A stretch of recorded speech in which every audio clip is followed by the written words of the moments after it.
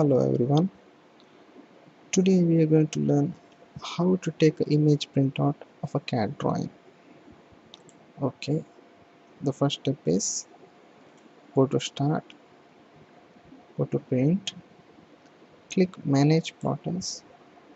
Now double click add a plotter wizard, go to next, make sure my computer is clicked, go to next.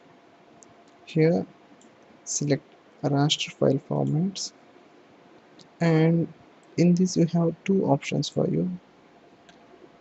If you want a JPG printout, you have JPG format here, independent JPG, and if you want a PNG format, you have PNG also. Okay, I'm going to pick JPG.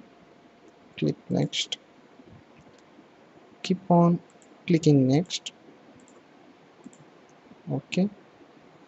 Now you can see JPG has come here. Now close this. Go to printing.